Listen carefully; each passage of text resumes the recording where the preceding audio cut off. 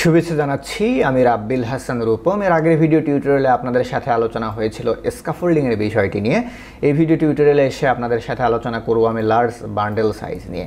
তো large bundle size নিয়ে আলোচনা করার জন্য আমি আমার করা দুটি প্রজেক্টের এক্সাম্পল আপনাদেরকে দিব। তো প্রথম এক্সাম্পল যেটা, সেই এক্সাম্পলের যে প্রজেক্ট লোকেশন, আমি সেই প্রজেক্ট লোকেশনে সরাসরি এখান থেকে চলে যাচ্ছি। This is the project location. তো এইখানে আমি এই প্রজেক্টের ভেতরে কোনো কোড স্প্লিটিং করিনি। কোড স্প্লিটিং যদি আমরা না করি তাহলে হয় কি, যখন আমরা রিঅ্যাক্ট প্রজেক্টকে npm রান বিল্ড টার্মিনালে কমান্ড দিয়ে বিল্ড করি, বিল্ড করার সাথেই আপনি দেখবেন স্ট্যাটিকের মধ্যে যে জাভাস্ক্রিপ্ট, সেই জাভাস্ক্রিপ্টের মধ্যে 3টি অথবা 4টি জাভাস্ক্রিপ্ট ফাইল তৈরি হয়। এবং এই যে 3-4টি জাভাস্ক্রিপ্ট ফাইল তৈরি হয়, এই ফাইলগুলোকেই মূলত আমরা বলছি বান্ডেল ফাইল বা রিঅ্যাক্টের বিল্ড বান্ডেল ফাইল। এখন আপনার প্রজেক্ট যখন অনেক বেশি বড় হয়ে যায়, তখন আপনি দেখবেন এখানে যে চাঙ্ক ফাইলগুলো তৈরি হচ্ছে, অর্থাৎ বান্ডেল ফাইলগুলো তৈরি হচ্ছে npm run build terminal command দেওয়ার পরে, অর্থাৎ প্রোডাকশনে যাওয়ার সময়, তখন আপনার এই বান্ডেল সাইজ অনেক সময় দেখবেন যে 1 মেগাবাইট 2 মেগাবাইট কিংবা 3 মেগাবাইট কিংবা তার থেকেও বেশি বড় হয়ে যেতে পারে। তো আপনার যদি প্রোডাকশনে বান্ডেল ফাইল বড় হয়ে যায়, অর্থাৎ চাঙ্ক ফাইলগুলো যদি প্রোডাকশনে এসে বড় হয়ে যায়, সেক্ষেত্রে আপনার প্রজেক্টের যে ইনিশিয়াল লোডিং টাইম, সেই ইনিশিয়াল লোডিং টাইম অনেক বেশি বেড়ে যাবে। এবং নট অনলি দ্যাট, আপনার প্রজেক্টের যে ডোম কমপ্লিশন টাইম, তারপরে ল্যাটেন্সি, এই সব কিছুই কিন্তু বেড়ে যাবে। তো আপনাকে করতে হবে কি, এই বান্ডেল সাইজ এভাবে লার্জ করা যাবে না।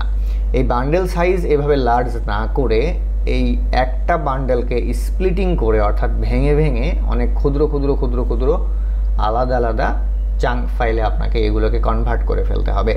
তো আলাদা আলাদা চাঙ্ক ফাইলে আমি কনভার্ট করেছি। এরকম একটা প্রজেক্টের এক্সাম্পল যদি আপনাদেরকে আমি দেখাই, আমি পাথ এখানে নিয়ে রেখেছি, এখান থেকে সরাসরি চলে যাব।